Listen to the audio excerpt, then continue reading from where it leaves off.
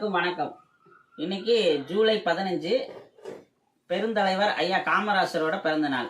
அவருடைய பிறந்த நாளை நம்ம கல்வி வளர்ச்சி நாளாக கொண்டாடுறோம். கல்வி வளர்ச்சி நாளாக ஏன் கொண்டாடுறோம் அப்படின்னா, நம்ம சுதந்திரம் அடையும் பொழுது பீகாருக்கு கீழான நிலையில் நம்ம இருந்தோம்னு சொல்லுவாங்க. கல்வியில், வேலை வாய்ப்பில், பொருளாதாரத்தில் எல்லாமே பீகாரை விட கீழான நிலையில் இருந்திருக்கோம். அப்போ மத்திய அரசுக்கிட்ட இருந்து பொதுத்துறை நிறுவனங்கள் எல்லாம் அவங்க அந்த பக்கம் பீகார் சைட்லாம் வாங்கிட்டு போயிட்டு, உத்தரப்பிரதேச சைட்லாம் வாங்கிட்டு போயிட்டு கொஞ்சம் பாவலா காட்டிகிட்டு இருந்திருக்காங்க. ஆனால் ஐயா காமராசர் அடுத்த 2 வருடங்களில் சுதந்திரத்துக்கு அப்புறம் வந்த உடனே குலக்கல்வியை காஜாச்சி கொண்டு வந்தார். அதை மாற்றி எல்லா ஊருக்கும் பள்ளிக்கூடம்னு சொன்னார். எல்லா ஊருக்கும் பள்ளிக்கூடம் கொண்டு வந்துட்டாங்க. சின்ன சின்ன, அதாவது 1 கிலோமீட்டருக்குள்ளேயே ஒரு தொடக்க கல்வி, மதிய உணவு, இப்படி எல்லா சலுகைகளையும் கொடுத்து எல்லா பிள்ளைகளையும் படிக்க வைக்கணும் அப்படிங்கிறதுல அவர் ரொம்ப ரொம்ப ரொம்ப கண்ணும் கருத்துமா இருந்தார். அதுக்காக அவர் சொன்னதை இது எல்லாருக்கும் தெரிஞ்சதான், பிச்சை எடுத்தாவது நான் படிக்க வைப்பேன் எல்லாரையும் அப்படின்னு.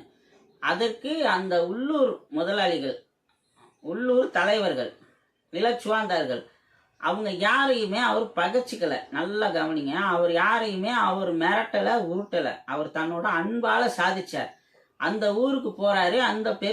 அந்த ஊர்ல தலைவர்களா இருக்கவங்க, செல்வத்தர்களா இருக்கவங்க எல்லார்ட்டையும் பேசி சாப்பாடு போடணும்ப்பா, இது பண்ணுங்க, ஹெல்ப் பண்ணுங்க அப்படின்னு சொல்லி அந்த ஊர்கிட்ட இருந்து கொஞ்சம் நிதி வாங்கி, அரசாங்கத்துல இருந்து கொஞ்சம் நிதியை போட்டு எல்லாருக்கும் சாப்பாடு போட்டு படிக்க வச்சார்.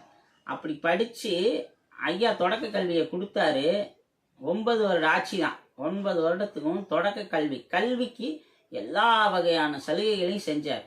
அப்போதான் சொல்லுவாங்க, ஒருத்தங்களுக்கு கல்லூரியில் இடம் இல்லை அப்படின்னு சொல்லியிருக்காங்க. என்னது, கல்லூரியில் இடம் இல்லையா? அவர்கிட்ட போய் கேட்டவொன்னே சொல்லியிருக்காங்க, ஏன்ப்பா அவங்க வீட்டில் சாப்பாடு ஆக்குற சட்டி 5 பேருக்கு தான் இருக்குது, திடீர்னு 5 பேருக்கு வந்துட்டா என்ன பண்ணுவேன் அப்படின்னு.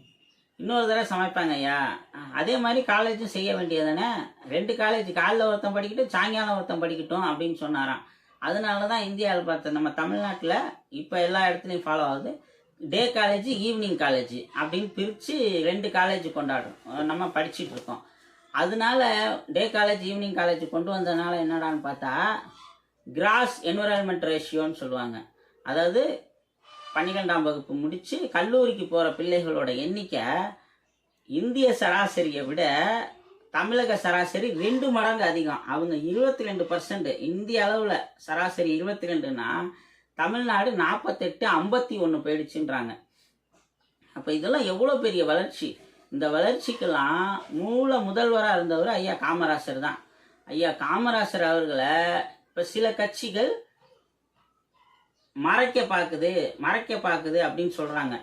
இது மிகப்பெரிய அயோக்கியத்தனம். என்னன்னு கேட்டால், அவங்களுக்கு அந்த தலைவர் மேலே இருக்கிற காழ்ப்புணர்ச்சியில் ஐயா காமராசர் பேரை பயன்படுத்தி அவங்கள இழிவுபடுத்துறது. அவங்களுக்கு இருக்கிற காழ்ப்புணர்ச்சியில் காமராசர் பேரை பயன்படுத்தி இழிவுபடுத்துறது. அது ஜாதிய சங்கங்கள் நல்லா செய்யுது. காமராசர் மட்டும்தான் சொல்கிறது ஜாதிய சங்கங்கள் செய்யுது. சில அரசியல் கட்சிகள் செய்யுது. உண்மை யோசிச்சு பாருங்களேன். மரம் நட்டுட்டாரு, வேலி கட்டிட்டாரு, அது வளர அதுக்கு பெரிய வேலி, நிறைய தண்ணி. யார் கொடுத்தது? அடுத்தடுத்து வந்த எல்லா முதல்வர்களும் கொடுத்தாங்க. நான் இவங்க அவங்கன்னு சொல்ல. ஆக மொத்தத்தில் தமிழகத்தில் நிறைய முதல்வர்கள் இருந்திருக்காங்க. எல்லாருமே ஐயா காமராசர் போட்ட பாதையில் நடந்து போயிருக்காங்க. அவர் 2வே போட்டாரா, அடுத்தவங்க 4வே ஆக்குறாங்க, அடுத்தவங்க 8வே அப்படின்னு ரோட்டை எக்ஸ்டெண்ட் பண்ணிக்கிட்டு தான் போயிருக்காங்களே வச்சு யாருமே சுருக்கலை. இதுதான் உண்மை. இப்போ இதெல்லாருக்கும் தெரியும். இப்போ ஏன் இதை சொல்கிறோம் அப்படின்னா, 2 நாளைக்கு முன்னாடி ஒரு தலைவர் சொல்கிறாரு, தமிழினத்துக்கு உண்மையான தலைவர் யார்? கருணாநிதியா? இல்லை, பிரபாகரன் தான் உண்மையான தலைவர் அப்படிங்கிறாரு. பிரபாகரன் உண்மையான தலைவர், ஏன் கருணாநிதி இல்லைன்னு சொன்ன அவரால் காமராசர் தான் உண்மையான தலைவர்னு ஏன் சொல்ல முடியல? சொல்ல மாட்டாங்க. ஏன்னா ஐயா காமராசரை பேரை சொல்லி பொழப்பு நடத்த முடியாதுங்க. அவர் மிகப்பெரிய தலைவர். அவர் ஒரு ஓரமாக ஷோகேஸ் பொம்மை மாதிரி உட்கார வச்சுட்டு இவங்க சொகுசா வாழ்றதுக்கு வேற யார்கிட்ட இருந்து அதிகமாக வசூல் பண்ண முடியும்னு சொல்லிட்டு அப்படி ஒரு தலைவரை கொண்டாந்து இங்கே நிறுத்துறாங்க. எப்படி சம்பந்தமே இல்லாமல் அந்த தலைவரை கொண்டாந்து தமிழ்நாட்டுக்கு ஒப்பிடுறாங்கன்னு எனக்கு புரியவே இல்லைங்க. காமராசரால் படித்தவங்க எத்தனை லட்சம் பேர் எல்லாருக்கும் தெரியும். எம்ஜிஆர் போட்ட மதிய உணவு திட்டத்தை தின்னவன் எத்தனை பேர்? எத்தனையோ லட்சம் பேர். ஜெயலலிதா கொடுத்த மடிகணினி யூஸ் பண்ணவன் எத்தனை பேர்? எத்தனையோ லட்சம் பேர். கலைஞர் கொடுத்த பஸ்பாஸில் படித்தவன் எத்தனை பேர்? எத்தனையோ லட்சம் பேர். அப்போ இவங்க யாருமே தமிழினத்துக்கு தலைவர் கிடையாது.